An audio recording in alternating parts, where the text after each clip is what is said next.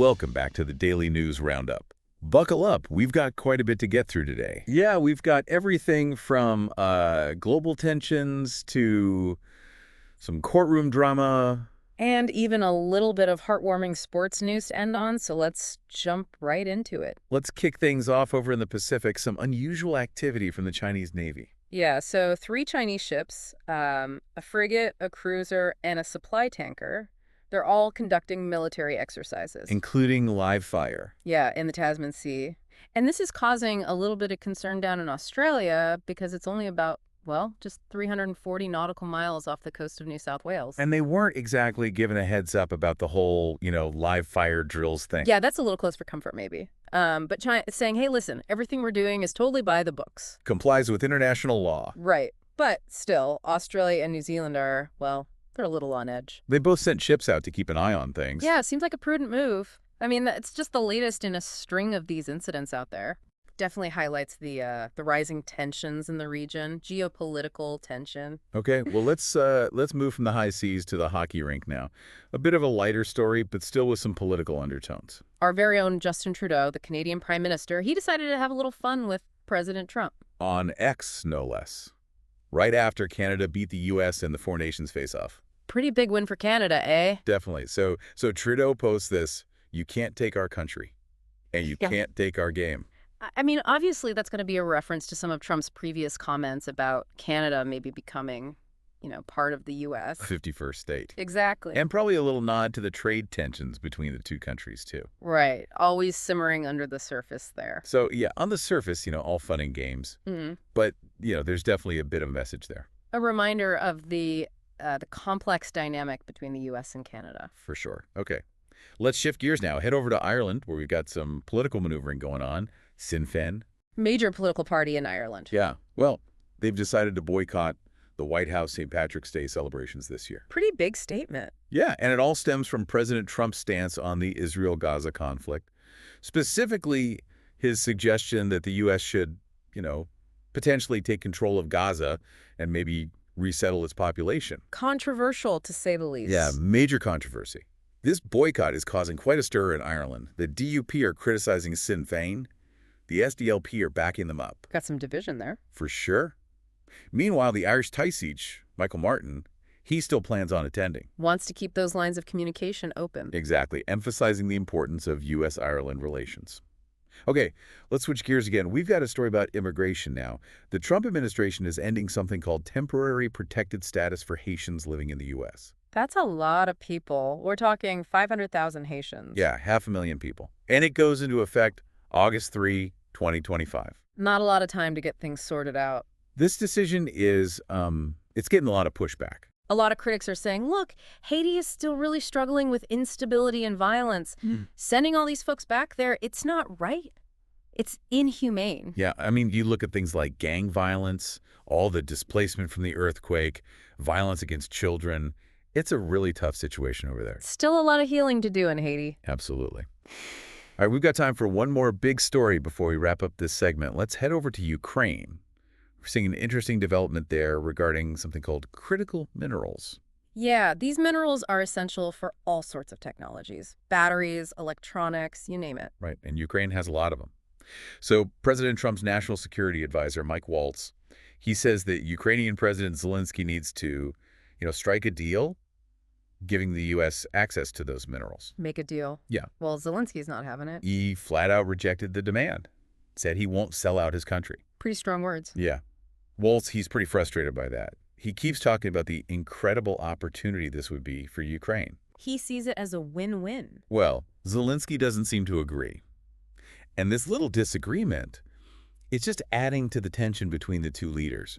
Another layer of complexity to the whole Russia-Ukraine situation. Complicated situation, to say the least. Absolutely. Yeah. Okay, let's take a quick break, and when we come back, we'll dive into some more news. It really makes you think, about how we're all connected. Even with all the technology and safety measures in place, these things still happen. It's a good reminder that, there are always going to be risks. Yeah, it's interesting, right, how our perception of risk can be so influenced by these really vivid events, even if statistically they're super rare. Speaking of unsettling events, there's been a concerning incident over in Berlin near the Holocaust Memorial. Oh, no. What happened? A Spanish tourist, about 30 years old, he was stabbed. Oh, gosh. Thankfully, it sounds like his injuries weren't life-threatening. Okay, that's good to hear.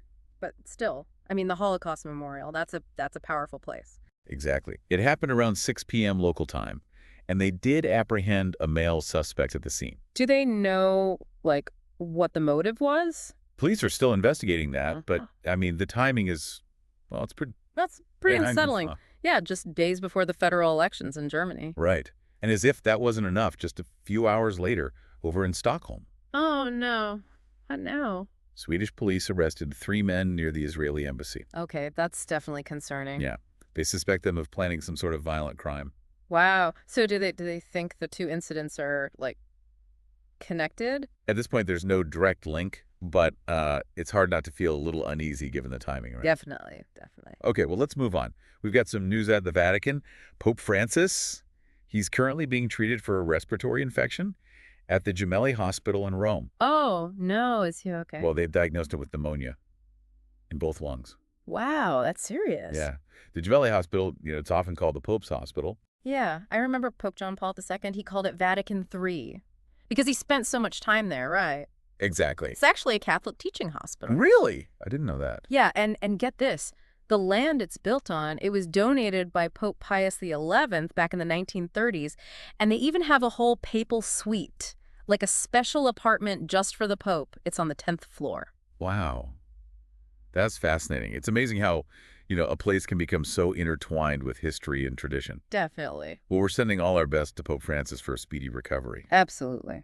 Now, for some really heartbreaking news out of the Middle East, Israel is mourning the return of the bodies of 2 young boys, Kafir and Ariel Bibas. Oh, this is the story about the boys who were kidnapped by Hamas, right? Yes, back in October of 2023. Gosh, that's awful. I remember when that happened. Their bodies were returned as part of that ceasefire agreement between Israel and Hamas. I see. Along with the body of Oded Lifshitz. Yes, the veteran peace activist. Right. It's such a tragedy. It really is. It's deeply affected the nation, and tributes have been pouring in for those young victims. And there are calls for the return of their mother, Shiri Babas, who's still unaccounted for. I can't even imagine what that family is going through. Yeah, it's a powerful reminder, of the human cost of this conflict.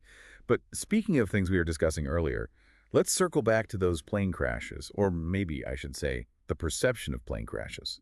Right. Are they actually on the rise? Everyone's talking about those recent accidents and those videos going viral. They don't exactly inspire confidence. Yeah, it's definitely got people feeling a bit on edge, understandably so.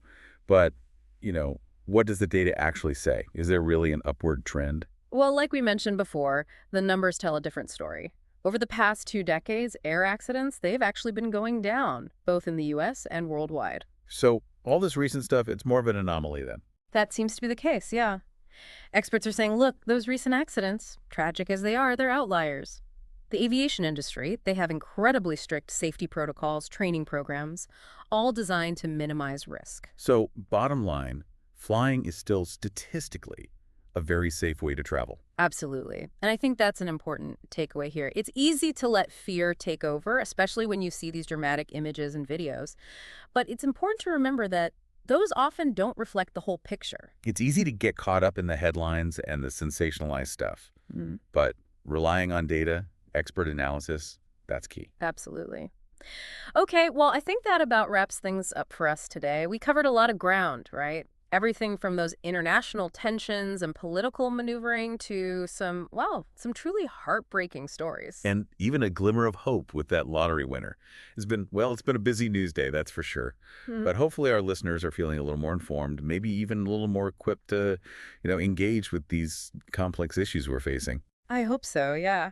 Thanks for joining us, everyone. We'll be back tomorrow with more analysis of the day's top